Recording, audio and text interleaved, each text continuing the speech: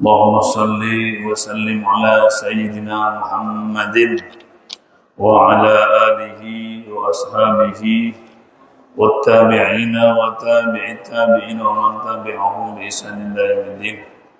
سبحانك لا علم لنا إلا ما علمتنا إنك أنت العليم الحكيم. ولا حول ولا قوة إلا بالله العلي العظيم. أما بعد أيها الأعزاء hadirin wal hadirat, mustami'in wal mustami'at yang dimuliakan oleh Allah Subhanahu wa taala. Mari kita buka acara pada malam hari ini dengan pembacaan Ummul Quran dan harapan mudah-mudahan pahalanya dihadiahkan pada Rasulullah Muhammad sallallahu alaihi wasallam beserta sahabat dan keluarganya serta keturunan-keturunannya ila ruhi dan rahmatullah radiyatan lahu ila ruhi sayyidina wa sanadina wa umdatina wa umdadina dan wa sayyidi Ahmad bin Muhammad wa zawjihi wa dzurriyyatihi wa muqaddami ridwanullah alaihim ajma'in Bilaruhi Murbiruhi Syekh Muhammad bin Yusuf, Syekh Ubaidillah bin Muhammad Yusuf. Mudah-mudahan kita hadiahkan untuk keluarga-keluarga kita yang telah mendahului. Semoga segala amalnya diterima oleh Allah dan segala dosanya diampuni. Mudah-mudahan beliau-beliaunya ditempatkan di dalam surga Allah Subhanahu wa taala. Dan kita yang hadir mudah-mudahan diberi kesehatan, diberi panjang umur, diberi nikmat yang besar, yaitu adalah tekun beribadah sampai kita menghadap kepada Allah bi husnil khatimah. Al-Fatihah. A'udzu billahi minasy syaithanir rajim. Bismillahirrahmanirrahim.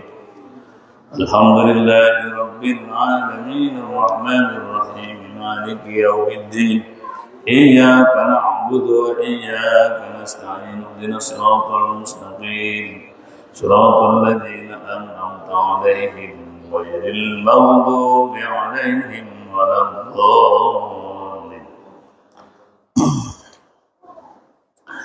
Bismillahirrahmanirrahim. Masuk ke hadis yang ketiga dari bab. Wa Ibnu Mas'udin radhiyallahu anhu diriwayatkan saking Abdullah bin Mas'ud radhiyallahu anhu mugi-mugi ngridani sapa Allah anhu saking Abdullah bin Mas'ud. Diriwayatkan anna rajulan ing sturi wong lanang asoba iku maringi, maknanya mengenai, tapi sini yang dimaksud adalah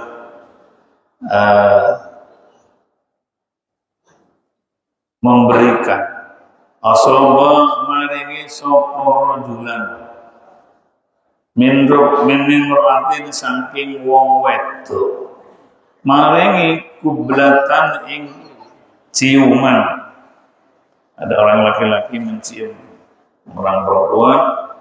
Fa'atan Nabiya sallallahu alaihi wasallam fa'atamu nekani sapa rajulan an-Nabiya in Nabi Muhammad sallallahu alaihi wasallam fa'akhbarahum kunuli ngabaraken sapa rajul ing Nabi.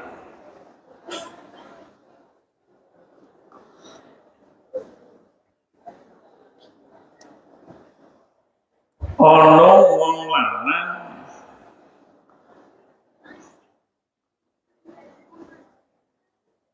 ngambo wong wedok, kemudian hal itu dilaporkan kepada Rasulullah Muhammad sallallahu alaihi wasallam. Fa akhbarahu moko ngabaraken ay bima fa'ala, melaporkan kepada Nabi apa yang telah dilakukan laki-laki tadi itu. Fa anzala maqanu nurunaken sapa Allah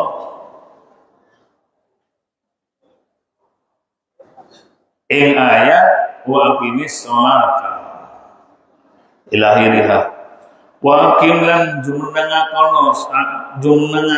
sapa sira Muhammad as-sholata ing sholat oleh ngelakoni torofain nahari ing dalem ujung lorone pucuk lorone awan dari pagi dan sore wazulafan dan bagian minal laili saking bengi innal hasanati sedohone bira-bira kebagusan iku yudhibna nganteaken apa al hasanat as-sayyiati ing bira-bira kaelean bahwa kebaikan itu dapat menghapus terhadap kejelekan. Itu poin yang kedua. Wa qala rajulun muqarrir takon sapa wong lanang mangiku ilayya hadza ilayya iku tetep minta ingsun apa ilayya iku tetep minta ingsun hadza utawi hadza ilayya iku tetep maring ingsun hadza utawi hadza iki perintah. Qala Nabi menjawab al jami'u li jami'i ummati kaduwe sekabehane umatku umat ingsun kulihim ing nyatane sekabehane. Yang pertama tidak saya garis bawahi. Akan tetapi yang saya jelaskan masalah ayat wa aqimis sholata tarafain nahari wa zulafan minal laili satu.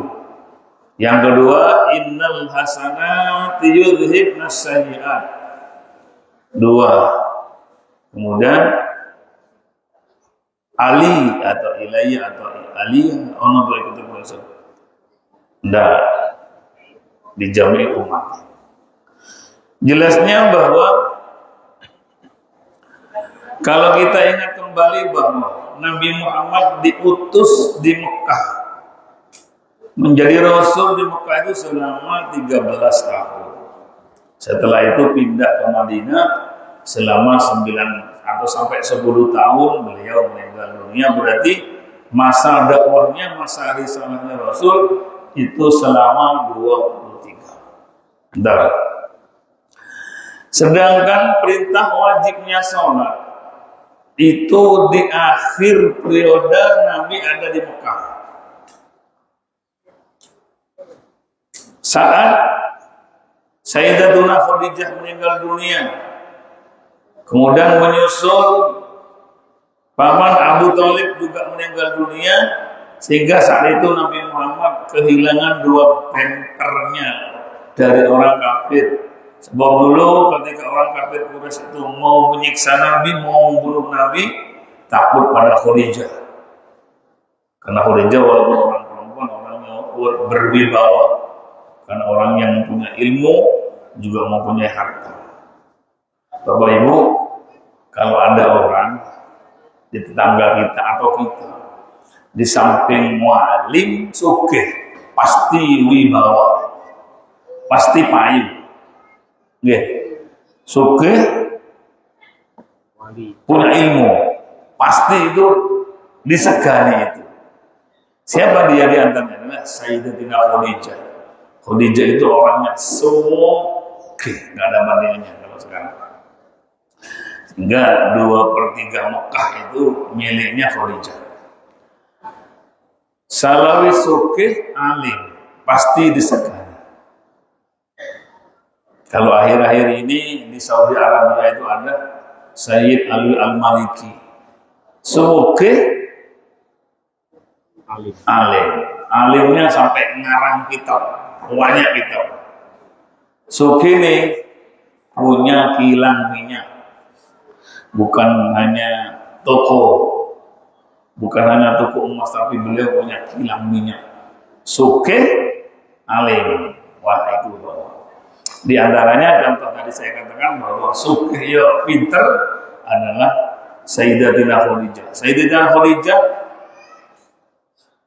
sebelum menikah dengan Nabi Muhammad, beliau seorang yang jenius, orang yang sudah bisa baca di saat orang-orang kebanyakan tidak bisa baca. Khadijah sudah menjadi orang yang pandai membaca, bukan hanya bahasa Arab, bahasa-bahasa yang lain dikuasai. Sehingga ketika Khadijah melihat tanda-tanda kenabian di Taurat, ada ada seorang yang akan lahir dalam dekat ini. Di kitab-kitab yang lain ada juga menerangkan tentang akan dilahirkannya Nabi Muhammad SAW. Khadijah bilang, aku kakak ini kawin di wong liya sebelum ketemu di wong iki. Ciri-cirinya ditemu sudah. Ada catatan beliau.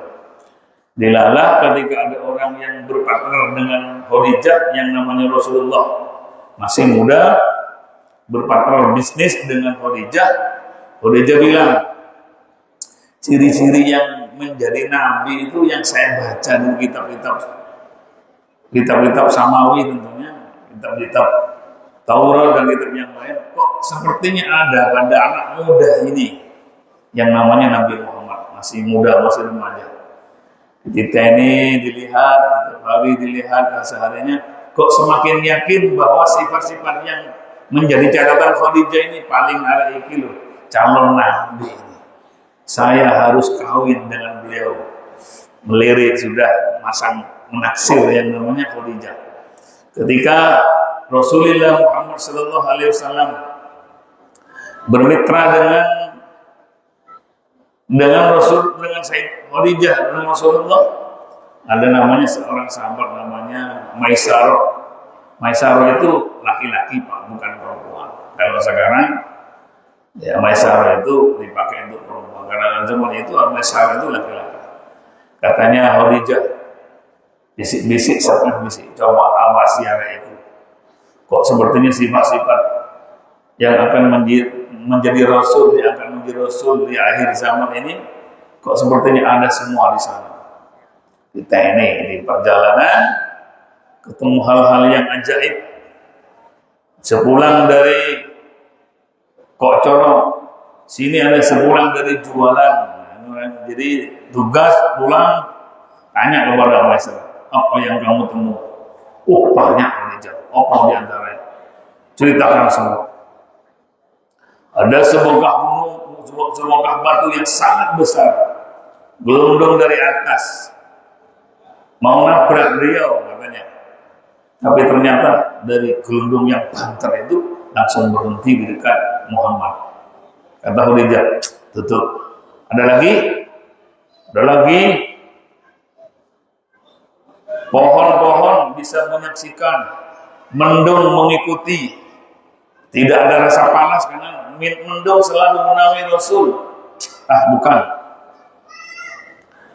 Ternyata Rasulullah itu di perjalanan dipanggil oleh seorang bahir. Bahir itu adalah kok kalau sekarang pendeta karena dia Nasrani dan tahu tentang ciri-cirinya orang yang akan dilahirkan pada akhir zaman, kata beliau. Oleh bahir iki arek iki lho, koyo ane arek sing tak waca itu. Ciri-cirinya ada di sini semua. Sini. Lihat. Si Bahirah melihat meripat Nabi. Di hitam-hitamnya meripat Nabi itu ada tanda yang titik kecil yang menjadi ciri khas seorang ini akan menjadi Nabi. Itu loh. Iki arek iki lho sebentar lagi menjadi Nabi ini. Dipanggil, jaga anak ini. Hati-hati, ini orang mulia ini. Sebentar lagi akan menjadi orang yang mulia, akan diangkat menjadi Rasul dan sebagainya. Titip, hati-hati. Diceritakan pada Khadijah, iki lho sing tante ini yang saya tunggu ini. Berarti ini betul-betul orang ini akan menjadi Rasul. Khadijah punya feeling, tak lamar wahai. Hari ini tak lamar wahai. umurnya Nabi Muhammad masih kurang lebih 25 tahun, sedangkan Siti Khadijah berapa? 40 tahun. Tapi dilamar oleh yang melamar bukan yang cowok tapi sing cewek. Ringkas cerita, Khadijah menyampaikan hasratnya, menyampaikan keinginannya. Kok coro sekarang dari hari-hari nembak, rencana dan sebagainya. Hingga cerita Siti Khadijah boleh umur 40 tahun, tapi oleh Allah Subhanahu wa taala kondisi tubuhnya di stop. Umur berjalan tapi kondisi tubuhnya di stop. Seperti umur 25 tahun. Ketika bersanding dengan Rasulullah, maka orang masih menganggap seumuran, walaupun umurnya Rasulullah 25 tahun, yang perempuan sudah punya anak satu, kemudian umurnya seperti seumuran, walaupun ternyata 40 tahun seiring. Cerita nikahan, mas kawinnya Nabi itu mahal, walaupun beliau orang nggak punya. Karena Nabi Muhammad itu sejak umur 17 tahun sudah belajar berbisnis, bermitra dengan Sayyidah Khadijah, dan menghasilkan rezeki yang lumayan, walaupun seorang orang yatim, tapi beliau adalah orang yang bisnisman, bisa menghasilkan sekian miliar. Kok uang sekarang itu ya miliaran. Hasil yang didapat oleh Rasulullah ya usia 17, 18 sampai 25 tahun itu, Rasulullah ketika nikah dengan Sayyidah Khadijah umur 25 tahun, Nabi kok coro sekarang punya rekening di bank, kok coro sekarang sekian ratus juta kalau dibandingkan dikerus dengan uang sekarang. Jadi Nabi Muhammad itu memang yatim sejak kecil, bahkan ayahnya saat Rasulullah dalam kandungan ayahnya meninggal. Jadi wajahnya seperti apa tidak tahu. Tapi Rasulullah walaupun orang miskin, pada usia 25 tahun itu sudah mengantongi duit ratusan juta. Kalau wawan dulu umur 17 tahun sampai umur 25 itu nggak terbayang bisnis. Jadi kalau tanya siasat perang, Rasulullah ahlinya. Kalau masalah ilmu perbisnisan, Rasulullah ahlinya, dan sebagainya. Memang Rasulullah beliau orang yang sempurna dalam segala hal. Dikira nggak bisa ragam, walaupun sendirian ikut dengan paman, seorang yatim yang orang mengira beliau adalah orang yang tidak bisa bekerja, tidak bisa bisnis. Ternyata ketika umur 25 tahun saat nikah dengan Sayyidatina Khadijah itu, beliau sudah punya, sekarang sudah punya uang ratusan juta. Hadirin rahimakumullah, kembali ke hadis. Turunlah ayat wa aqimis sholata tarafayn nahari wa zulafan minal laili, bahwa Nabi Muhammad sebelum peristiwa Isra Mi'raj, saya pernah menyampaikan di sini bahwa Rasulullah Nabi Muhammad SAW itu lebih dari 10 tahun belum diperintah sholat 5 waktu. Jadi diangkat menjadi Rasul, Nabi Muhammad tidak langsung serta-merta sholat 5 waktu. Ya Pak ya. Begitu diangkat, Rasulullah bukan sholat 5 waktu yang dilakukan, tapi sholat yang lain. Baru mendapat perintah sholat 5 waktu kan sepulang dari Isra Mi'raj. Sedangkan Isra Mi'raj ini dilakukan oleh Nabi di akhir periode di Mekah. Ketika Sayyidatina Khadijah meninggal dunia, sudah mulai bangga orang-orang kafir karena tamimnya sudah nggak ada, menyusul Abi Thalib meninggal dunia, maka kedua-duanya tameng Rasulullah yang bisa menghalangi orang kafir. Orang kafir takut untuk membunuh Rasul karena dua orang ini. Ternyata dalam 1 bulan, yang agak awal adalah Sayyidah Khadijah, yang kedua Abu Thalib meninggal dunia. Rasulullah baru katanya orang kafir, iki tepak iki wis. Khadijah meninggal, kata mereka. Abu Thalib meninggal. Itu sudah saatnya mengintimidasi Rasulullah Muhammad, kata mereka. Yuk kita bunuh dia, karena dia membawa agama baru, kata mereka. Dia rencanakan pembunuhan di saat Rasulullah selalu murung karena ditinggal istri tercinta, yang kedua ditinggal ayah angkatnya. Maka Rasulullah saat sedang berduka, diajak keliling oleh malaikat Jibril, diajak tur, bukan tur wali songo, tapi tur dari langit kalah, yang disilakan dengan Isra Mi'raj.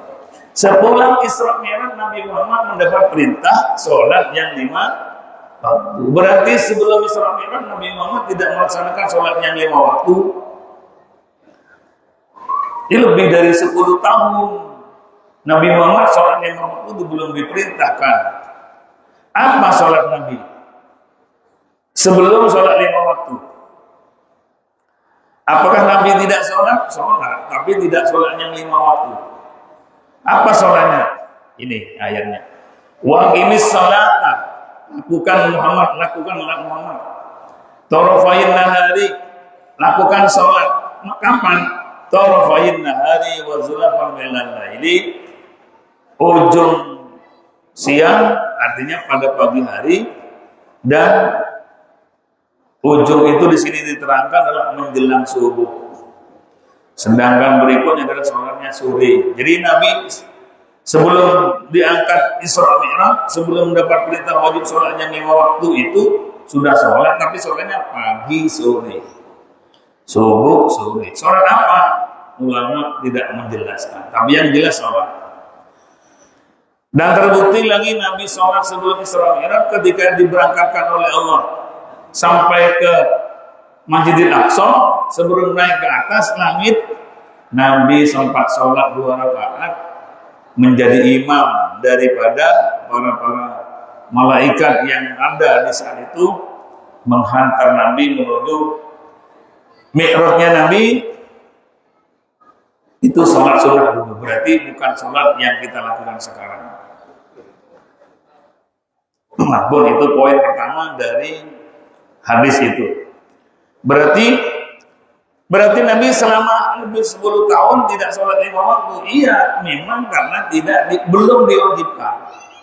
Dan sholat 5 waktu yang dilakukan, ada yang diberikan kepada Nabi dan disampaikan kepada kita semua, masing-masing sholat itu miliknya nabi-nabi terdahulu. Contoh, sholat subuh itu adalah sholatnya Nabi Adam. Ya. Zuhur sholatnya Nabi Daud. Asar sholatnya Nabi Sulaiman. Kemudian Maghrib sholatnya Nabi Yakub. Isya sholatnya Nabi Yunus. Disatukan semua sholat yang 5 tadi diberikan kepada Nabi Muhammad dan umatnya, sehingga dikatakan sholat maktubah atau sholat 5 waktu. Itu kapan diberikan dan diperintahkan kepada kita? Sepulang Rasulullah dari Isra Mi'raj. Berarti sebelum Isra Mi'raj, Nabi Muhammad sholatnya hanya pagi dan sore dan tengah malam. Wa minal laili tahajjat bihi nafilatan laka. Jadi pagi, sore sholatnya. Sholatnya apa? Saya mencari keterangan nggak ada. Ulama sama-sama tidak menjelaskan dan memang tidak mendapat penjelasan sholat apa pagi sore sholat Nabi sebelum diangkat ke Isra Mi'raj. Kenapa saya bilang 10 tahun lebih? Karena Rasulullah diangkat atau dilakukan Isra Mi'raj itu di akhir Rasulullah ada di Mekah. Setelah itu setelah mendapat intimidasi dari orang kafir mau dibunuh dan sebagainya, Nabi Muhammad pindah ke Madinah dalam rangka hijrah atas dasar perintah Nabi Muhammad, perintah Allah Subhanahu wa taala. Pindahnya Rasulullah ke Madinah itu bukan karena takut, Bapak. Bukan takut dibunuh, nggak takut sama sekali. Nabi itu orang yang berani, sama sekali seujung rambut pun Nabi tidak takut dibunuh, sebab Nabi diintimidasi mau dibunuh dan sebagainya tidak terjadi, dan Nabi tidak takut. Apalagi Sayyidina Umar. Banyak orang berduyun-duyun pindah. Kunandi ini mau kemana? Kok rame-rame? Ke Madinah. Ya apa ke Madinah? Hijrah. Ya kenapa hijrah? Umar panas. Karena di Mekah umat Muslim diintimidasi mau dibunuh oleh orang-orang kafir. Katanya Sayyidina Umar, ngapain takut? Ayo kita hadapi bareng-bareng. Umar yang lain itu mau takut.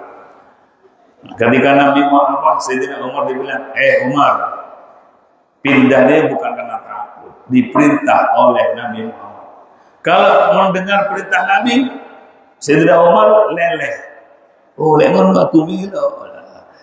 Umar pindah ke Mekah itu bukan karena takut, tapi karena dasar perintah Nabi. Berarti perintah Nabi berarti nas dari Nabi. Umar ini diperintah Nabi lah suruh pindah ke Madinah. Aku takut dia. Udah, Umar sudah pindah dengan segala perangkatnya sudah dibawa semua. Tapi Umar hatinya gak terima. Ini ditumpah darah kita, ngapain takut? Ayo kita lawan mereka. Umar sambil pegang pedangnya dihunus, ngomong, ya ahli Makkah. Si apa ya? Katanya orang Madura itu ki asengkep ya. Idza aradtum an takuna zaujatukum armalah, idza aradtum an takuna auladukum aitam faqbal Umar. Penduduk Mekah, sing sapa sing ingin istrinya menjadi janda atau anaknya menjadi yatim, hadapi Umar sebelum pindah ke Madinah. Ya waktilah Umar masa kafirnya itu kalau pedangnya terhunus karena kaget, Umar izin malu memasukkan kerangkanya sebelum dapat nyawa satu. Masa kafirnya padahal kaget ambil kucing katanya, kaget terhunus. Iki katil bangun itu izin Umar. Kudu cari gara-gara untuk nyawa hilang ini. Kalau sudah dapat nyawa baru masuk. Masa kafirnya. Jadi ketika Nabi Muhammad diperintah untuk Isra Mi'raj yang didampingi oleh malaikat Jibril, sepulangnya beliau dapat perintah sholat yang 5. Sebelumnya berarti aqimis sholata tarafayn nahari wa zulafan minal laili. Lakukan sholat di ujung siang, pagi dan sore, wa zulafan minal laili, dan sebagian dari malam. Wa zulafan minal laili ini dia termasuk malam. Wa qila ghurubiha wa ukhra qabla ghurubiha. Wa fi asna'il laili qiyamun alaihi wa ala ummati. Jadi triknya begini. Dua ujung siang berarti subuh sampai asar, ini 2 kali. Ujung berarti subuh, anggap subuh lah. Tapi ulama tidak menjelaskan apa yang dimaksud pagi dan sore itu. Sholat pagi, sholat sore. Dan di dalam kitab Fathul Mu'in atau di Anadul Thalibin itu dijelaskan bahwa sholatnya Nabi pada saat itu adalah mengikuti fatahajjad bihi nafilatan laka, bertahajudlah. Jadi belum 5 sholatnya. Ketika sepulang Rasulullah dari Isra Mi'raj baru sholat itu lengkap 5. Jadi sekali lagi saya ulangi bahwa sholat 5 waktu yang semula adalah perintah sebanyak 50 kali, karena Rasulullah ada perintah dari Nabi Musa, balik Muhammad 50 itu banyak, kurangi, naik lagi menghadap kepada Allah, kurangi 45. Ditanya oleh Allah, balik bilang dari Nabi Musa 45, balik lagi kurang 5, balik kurang 5, kurang 5, kurang 5, sampai terakhir tinggal 5. Katanya Nabi Musa, balik lagi Muhammad, umatmu tidak mungkin mampu melakukan 5 itu, karena sholat itu berat, beban berat. Kata Nabi, isin aku selimua kita kau mulai dari 50 sampai dikurang 5 diserta 5 berapa kali sampai kali 5 suka balik lagi untuk minta dikurang lagi tadi luru akhirnya gak kelem semalu ini aja tak bawa, dan akhirnya yang 5 itu sudah ada pada kita. Itu pun adalah sholatnya nabi-nabi sebelumnya. Jadi saya ulangi bahwa sholat subuh sholatnya Nabi Adam, zuhur sholatnya Nabi Daud, asar sholatnya Nabi Sulaiman, maghrib sholatnya Nabi Yakub, 5 isya sholatnya Nabi Yunus dikumpulkan. Jadi nabi-nabi sebelumnya juga sholat, tapi tidak seperti sholatnya kita umat Nabi Muhammad SAW. Jadi kalau saya kadang-kadang beri teka-teka ke murid, percayakah kalian Nabi Muhammad 10 tahun itu tidak pernah sholat 5 waktu? Gak kira orang teman-teman mengira begitu diangkat menjadi Rasul dikira langsung sholat 5 waktu juga diwajibkan. Ternyata tidak. Akhir daripada sunnah hidup di Mekah ternyata ada perintah Isra Mi'raj. Sebulan Isra Mi'raj dapat perintah sholat. Dah. Yang berikutnya poin kedua, innal hasanati yudhibnas sayyiati, bahwa pekerjaan baik, ibadah yang baik, yudhibnas sayyiati, termasuk menghapus kejelekan-kejelekan yang kita lakukan. Banyak Bapak Ibu, sholat Jumat pada Jumat berikutnya menghapus dosa yang di dalam. Kurangi apa sampai? Jumat yang pertama dengan Jumat yang kedua, tengah-tengahnya ini dihapus oleh sholat Jumat itu. Berarti adanya sholat diantaranya adalah menghapus dosa. Salawis aketusane adik pas gak sembahyang. Ya ruwet. Tidak pernah wudhu, tidak pernah mandi bersih. Katanya kemarin orang yang sholat 5 waktu berarti dia seakan-akan punya sungai di depan rumahnya dengan air yang jernih dan melimpah. Kita mandi sebanyak 5 kali sehari semalam, itu perumpamaan sholat yang 5 waktu bersih. Nanti di hari kiamat bersinar wajah-wajah wudhunya dan tangan dan anggota wudhu yang lain itu akan tampil beda dari nabi-nabi sebelumnya. Sehingga Nabi dikatakan, Muhammad, ya Rasulullah SAW, bisakah panjenengan membedakan umat panjenengan di hari kiamat nanti? Karena seluruh umat dari Nabi Adam sampai hari kiamat terakhir nanti tumpul jadi satu. Sampai bisa nggak melihat dan bisa denger nggak sampai umat? Iya bisa. Caranya tuh wajahnya putih-putih itu, tangan yang bersinar itu, wajahnya dengan wudhu, dengan sholat, simahum fi wujuhi min asari sujud itu. Jadi nanti umat Nabi Muhammad kita amin, yang ini yang biasa sholat, biasa wudhu dan beribadah nanti akan beda dari yang lain. Itu umatku padang-padang, yang lain gelap ada apalagi orang-orang musyrik itu kaget nih Pak, musyrik putih-putih umatku kata Nabi. Semoga yang padang-padang itu adalah kita. Amin Allahumma. Saya yakin Pak, saya yakin. Ini anak endadoni amdi bicara ini. Ya wis yakin lah, karena kita alhamdulillah nikmat yang paling besar dan paling agung diberikan kepada kita oleh Allah, nikmat iman, nikmat sholat, nikmat ibadah. Itu tidak semua orang bisa melakukan Pak. Jadi kita wajib bersyukur, alhamdulillah lawan ambil pangeran kita dengan ngomong sing sholat 5 waktu cakep, bisa bangun malam, bisa sholat 2, alhamdulillah. Itu nikmat yang paling besar, tidak ada bandingnya. Kalau cuma harta, nah, Bapak, harta ketika kita meninggal, sing buri rebutan, sing mati tanggung jawab amal akan diperiksa oleh Allah. Uang gak seberapa, tapi panjenengan dapat nikmat bisa ke masjid ampe, bisa menjemaah, itu nggak ada banding. Itu anugerah yang sangat besar. Tidak ada bandingannya. Walaupun uang yang miliaran, triliunan diberikan pada seorang, belum seberapa, Pak. Nikmat yang diberikan kepada kita bisa sholat, bisa iman sholat, bisa cakap sholat. Itu nikmat yang paling besar. Tidak ada bandingannya, Pak. Oleh karenanya kita syukuri bahwa apa yang diberikan oleh Allah berupa iman dan ibadah yang diberikan kepada kita, sehingga kita peduli pada waktu paling tidak sehari semalam 5 kali. Bisa kita ibadah yang lain, punya rezeki bisa ke Mekah. Bukan status kapuan. Mekah itu ingin dikatakan kak doang, ikut Tuhan. Tidak. Jadi oleh karenanya kita wajib bersyukur kepada Allah Subhanahu wa taala karena Allah menciptakan kita beda dengan orang yang tak sholat. Tak sholat, enggak sholat. Maksiat bila masih dilakukan, nanti di hadapan Allah gelap. Itu Rasulullah murid ikut umat panjenengan. Nanti kok gelap? Kalau wudhu, kalau sholat gelap.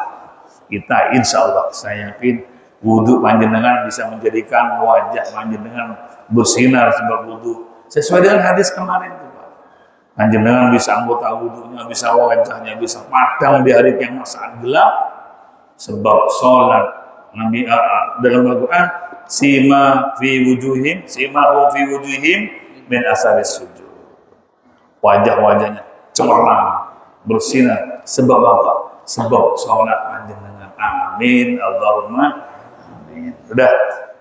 Kemudian sedikit bahwa pekerjaan yang baik dapat menghapus pekerjaan kita sing jelek. Sholat panjenengan menghapus dosa, sedekah panjenengan bisa menjadi naungan di hadapan Allah di hari kiamat nanti. Bahwa panjenengan pernah memberikan pakaian pada orang lain, maka panjenengan akan diberikan pakaian saat dilahir, dibangkitkan dari alam kubur. Semua manusia telanjang. Orang saat itu telanjang dan bisa punya pakaian ketika masa hidup pernah memberikan pakaian pada orang lain. Pakaian layak, walaupun bekas, boleh. Pakaian bekas kayak uang boleh, tapi sing elek-elek nemen Pak, ojo kayak uang Pak. Cari uang, katanya ini perlu. Dikira wawan butuh koyo ngene, diberi kelambi koyo ngene kayak mana. Dikira-kira jadi perasaan. Kalau sing nemen elek ojo dikek uang. Jadi, maka ketika orang itu biasa memberikan pakaian pada masa hidup, nanti di hari kiamat di padang mahsyar akan diberi pakaian oleh Allah. Orang yang pernah membuat orang seger berminuman, maka nanti kita ketika saat ngelak hausnya seperti itu, maka Allah kasih ini loh, karena kamu dulu suka memberi bersedekah. Itu dalam artian bahwa doa, bahwa ibadah-ibadah yang dilakukan itu nanti semua akan menjadi pembela kita di hadapan Allah, itu adalah di hari kiamat. Semoga sedekah kita apapun bentuknya mudah-mudahan bisa betul-betul menjadi naungan di hadapan Allah di padang mahsyar yang saat sama-sama kepanasan. Mudah-mudahan ibadah-ibadah kita, sholat kita betul-betul memberikan tanda di wajah kita beda dari umat Nabi yang sebelumnya, dengan wudhunya, dengan sholatnya menjadi tanda bahwa itu semua yang padang bersinar itu adalah kita semua selaku umat Nabi Muhammad SAW. Dan yang paling terakhir, mudah-mudahan iman kita ini kekal sampai nanti menghadap kepada Allah, dicabut nyawa dalam keadaan beriman dan bertakwa kepada Allah sehingga mendapat status meninggal dunia dalam keadaan husnul khotimah. Amin. Demikian, mudah-mudahan apa yang saya sampaikan menjadi bahan koreksi bagi saya pribadi dan mudah-mudahan bisa menjadi bahan renungan kita bersama sehingga kita bisa tetap langgeng beriman bertakwa sampai dicabut nyawa nanti dalam keadaan husnul khotimah. Al-Fatihah. A'udzubillahi minasyaitonir rajim. Bismillahirrahmanirrahim. Alhamdulillahirabbil alamin. Iya. Sekian, assalamualaikum warahmatullahi wabarakatuh.